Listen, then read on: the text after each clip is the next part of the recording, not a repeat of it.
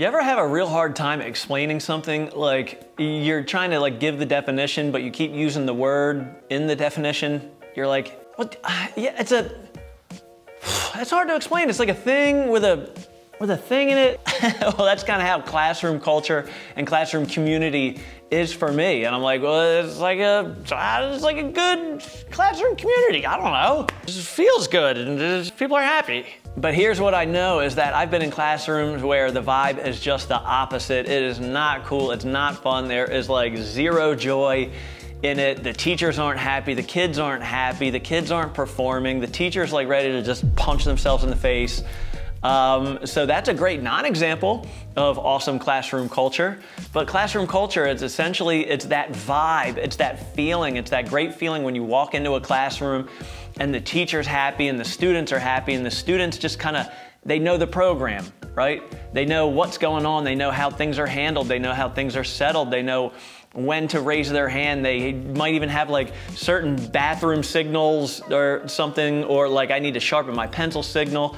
The teacher just has all of their processes and procedures ironed out. There aren't a ton of problems. But here's the hard part. Again, the clock is ticking. We've got curriculum maps and different benchmarks to hit and tests right around the corner, and the bell rings a lot sooner than you really always think it should. There are just way too many things to do in the course of a day. How could you really devote a ton of time to classroom culture? Well, what if we boiled it down to just a few things? That's what we're gonna do today. My name's Jeff Becker, and this is Beyond Academics.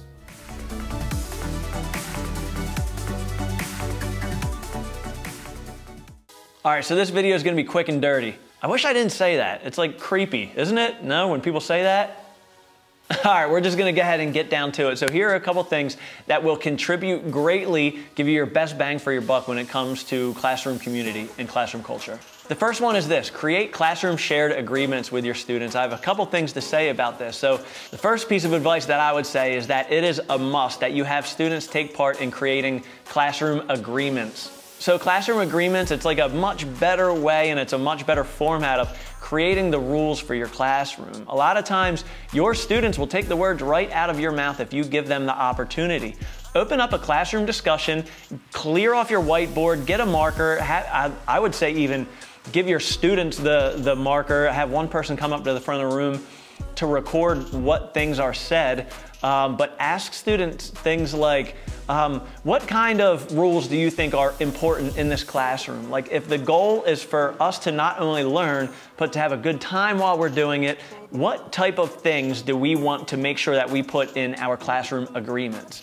Again, a lot of times students are gonna blow you away with the things that they come up with. They're gonna tell you things like, well, we want everyone to be respectful to one another. We want no foul language. We want no people talking while the teacher's talking. And if you can kind of amplify that and really congratulate the students on coming up with those things, they will come up with even more. And if you document them and if you put them in very noticeable places in your classroom, instead of you just kind of barking at everybody about the things that you want them to do and not to do, it'll be a heck of a lot easier if you can just refer back to the classroom agreements. Which leads me to point number 2, and that's to create a sense of interdependency. If you're a high school teacher, you could have anywhere from 35 to 40 students in the classroom.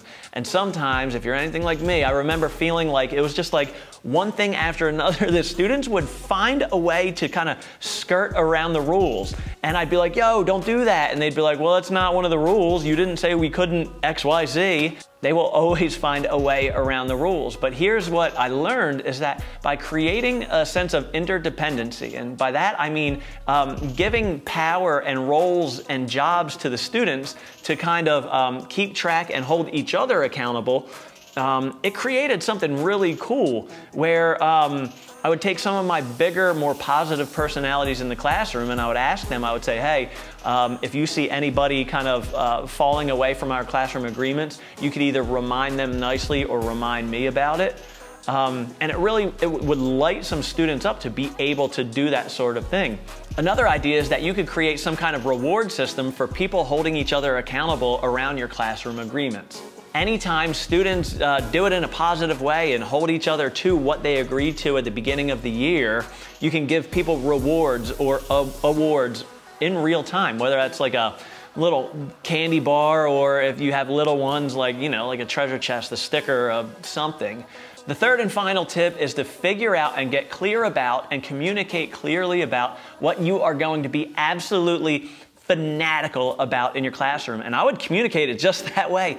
Tell your kids what is absolutely zero tolerance in your classroom, and also talk about the positive behaviors that you are absolutely fanatical about.